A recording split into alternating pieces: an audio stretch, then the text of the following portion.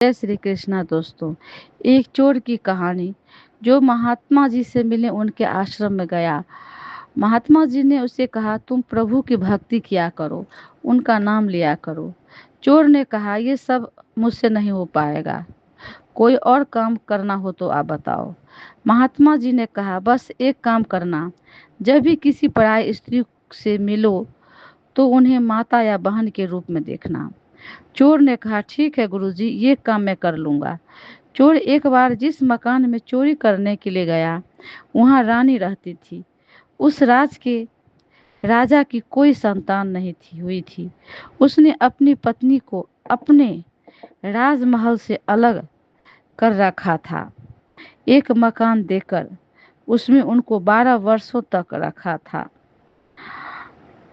और उनके पहरेदार के लिए सैनिकों को शादी वर्दी में जासूसी करने के लिए छोड़ दिया था।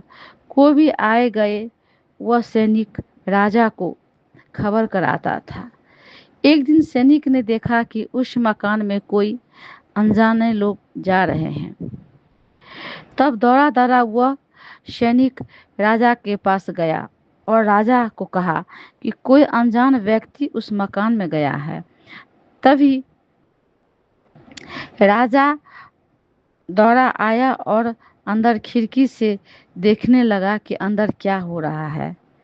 तभी रानी ने उस चोर को चोरी करते हुए पकड़ लिया। रानी उसे रानी ने उसे डांटते हुए कहने लगी कि ये क्या हरकत है। चोर ने कहा, मुझे क्षमा करना, बस सैनिक को मत बताना। रानी ने कहा, ठीक है, मैं किसी को नहीं बताऊंगी और मैं तुम्हें बहुत सारा सोना चांदी दूंगी, बस मेरी एक इच्छा पूरी कर दो।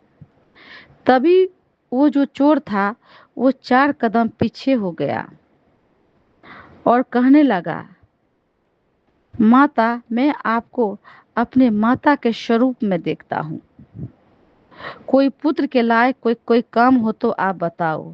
रानी भी बड़ी प्रभावित हुई। रानी उस चोर से बहुत प्रभावित हुई।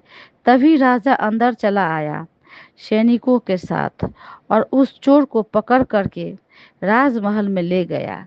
राजा ने उस चोर को पहली बार इतनी ईमानदारी देखा था। चोर से उन्होंने कहा, इतना ईमानदार चोर मैंने आज तक नहीं देखा है, मांगो तुम क्या चाहते हो।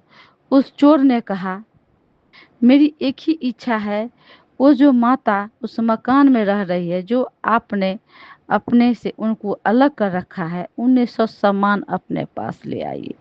राजा दौड़ा दौड़ा अपने रानी के पास गए और कहा, ससम्मान के साथ तुम मेरे साथ राजमहल चलो।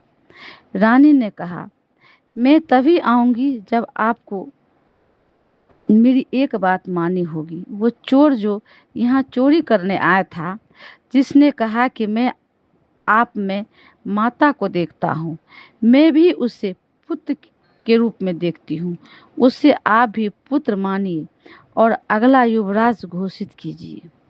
उस चोर को राजा रानी ने अपना बेटा बना लिया, राज का अगला उत्तराधिकारी घोषित कर दिया। एक चोर जो महात्मा जी की सिर्फ एक बात मान करके अपनी नियत में सुधार लाकर चोर से युवराज बन गया। अपनी नियत अच्छी रखिए, काम अपने आप अच्छे होने लगेंगे।